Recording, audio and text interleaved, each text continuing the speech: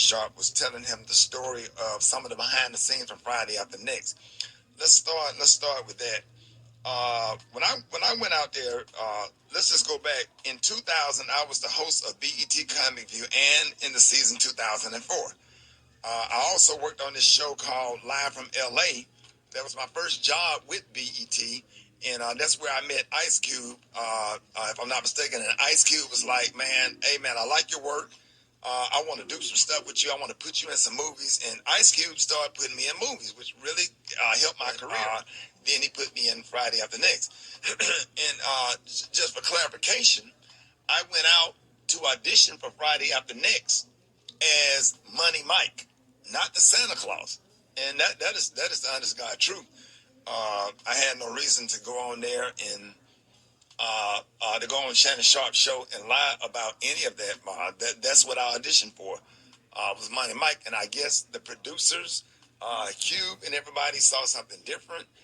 And I think that Money Mike character, Special K, was going to come off as kind of like just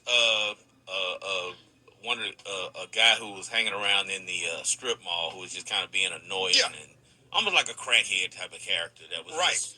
So I guess when Katt Williams did it, they added the whole pimp twist to that character, which was actually a better decision and made it funnier. Cause ain't no way I could have executed that role like that, and I'm glad that they made that decision and they put me in a Santa Claus role, which was actually perfect. So when I got back to LA, they said, hey, your role has changed. You're going to be the Santa Claus, and here's the Santa Claus suit. Put it on, and here's your lines. Sat in the trailer, went over the lines, went over my stuff with Cube, and the rest is history. Clarify that. And then there was no contract ever that in agreement with the first Sunday movie, because that was a whole different production directed by who just directed my Netflix special, David E. Talbert, about me playing Bernice Jenkins. That's something that David called me personally. David and Lynn are fans and have been fans of my work for a long time, and it was like, we want you to play Bernice Jenkins, and you know, and here you go. And that's what happened. And I went out there and shot that in one day, me and Red Grant, and that was a lot of fun. Right. And it had nothing to do with Katt Williams' contract or whatever. So you know what I'm saying? Like, I respect Katt. Definitely disappointed that you have to get on the air and explain all of the things with Gary. You can help me out with this, because you know, comedy greats like Flip Wilson played Geraldine, Richard Pryor played some roles on his show, Jamie Foxx played Wanda, Martin played Shanae. I did Bernice Jenkins, Tyler Perry did Madea. There's a lot of comics and a lot of comedy greats that did characters for the sake of funny, for entertainment, for the sake of the laugh. And it has nothing to do with nobody's comfortable in the role. Nobody wants to put on a damn dress or comfortable in it, you know. That has nothing to do with my manhood being lessened for...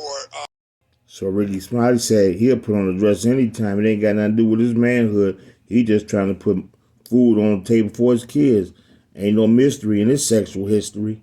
So I'm going to play a few videos of guys that had to play like they were women before they got big. Kevin Hart had to dress up like a lady before he got famous. Martin Lawrence, Shanae, he had to do this before he got famous.